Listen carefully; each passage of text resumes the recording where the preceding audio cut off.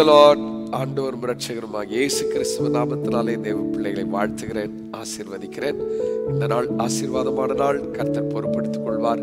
கர்த்தருடைய வார்த்தை விசேஷமானது. தியானிக்கலாம். சேர் ஏசாயாவுக்கு எழுதின தீர்க்கதரிசன புஸ்தகம் 35வது அதிகாரம் 10வது வசனத்தின் 2வது பகுதி. நித்திய மகிழ்ச்சி அவர்கள் தலையின் மேல் இருக்கும், சந்தோஷமும் மகிழ்ச்சியும் அடைவார்கள், சஞ்சலமும் தவிப்பும் ஓடி போகும். In English, Isaiah chapter 35 verse 10.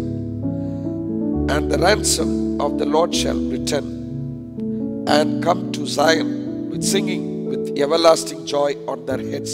இந்த வசனத்தின் ஆரம்பம் இப்படி சொல்லும்: கர்த்தரால் மீட்கப்பட்டவர்கள் திரும்பி ஆனந்தம் பாடி சியோனுக்கு வருவார்கள், நித்திய மகிழ்ச்சி அவர்கள் தலையின் மேல் இருக்கும்.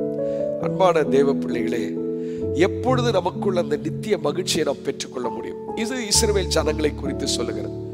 அவர்கள் சிறையிருப்பிலிருந்து திரும்பும் பொழுது, கர்த்தர் அவர்களை திரும்ப கொண்டு வரும்போது அவர்கள் ஆனந்தம் பாடி களிப்புடன் வருவார்கள். ஒரு நாள் சிறையிருப்புக்கு போகும்போது அந்த களிப்பு இல்லை.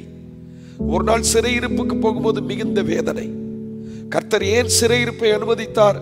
வாழ்க்கையில் மனம் திரும்புதல் இல்லை. பல வாய்ப்புகளை கர்த்தர் கொடுத்தார். ஆனால் ஆண்டவர் சொல்கிறார், மறுபடியும் அவர்கள் என்னிடத்தில் திரும்பும் பொழுது, சீயோனுக்கு திரும்பும் போது, கர்த்தருடைய நகரத்துக்கு திரும்பும் போது அவர்கள் தலைமேல் நித்திய மகிழ்ச்சி உண்டாகும், சந்தோஷம் கர்த்தர் தருவார். ஆமென். சாம்பலுக்கு பதிலாக சிங்காரத்தை தருகிற தேவன். ஜலம் எல்லாம் தவிப்பும் ஓடி போகும் என்று ஆண்டவர் சொல்லுகிறார். அதுபோல் கர்த்தரிடத்தில் திரும்புங்கள், கர்த்தரை சார்ந்து கொள்ளுங்கள், கர்த்தரை பற்றி கொள்ளுங்கள். கர்த்தர் அல்லாமல் இல்லை. திரும்புகிற ஒருவனுடைய ஆத்மாவின் மேல் கர்த்தர் பிரியமாயிருப்பார். இன்னைக்கு என் மனதை ஆண்டவர் பக்கமாய் திருப்புவேன் என்றால் நித்திய மகிழ்ச்சி உங்கள் தலைமையில் இருக்கும், நித்திய மகிழ்ச்சி உங்கள் பிள்ளைகள் மேல் இருக்கும், நித்திய மகிழ்ச்சி உங்கள் சந்ததியின் மேல் இருக்கும். கர்த்தரிடத்திலே திரும்புகிறவன் ஒரு நாளும் கெட்டு போவதில்லை. சிறையிருப்பில் அவர்கள் பட்ட பாடுகள் கொஞ்ச நஞ்சம் அல்ல. ஆனால் திரும்பும் பொழுது கர்த்தர் ரெட்டிப்பாய் எல்லாவற்றையும் கொடுத்தார். என் ஜனங்கள் நான் அளிக்கும் நன்மையினால் திருப்தி அவர்கள் என்று சொன்னார். அதே ஆண்டவர் தான் நித்திய மகிழ்ச்சிக்கு நேராக நடத்துவார். உங்களையும் மகிழ்ச்சியும் சந்தோஷத்தும் கொடுத்து ஆசீர்வாதமாய் வைப்பார். ஜெபிக்கலாமா? நல்ல ஆண்டவரே, இந்த வார்த்தையை சொல்லி பிள்ளைகளை ஆசீர்வதிக்கிறேன்.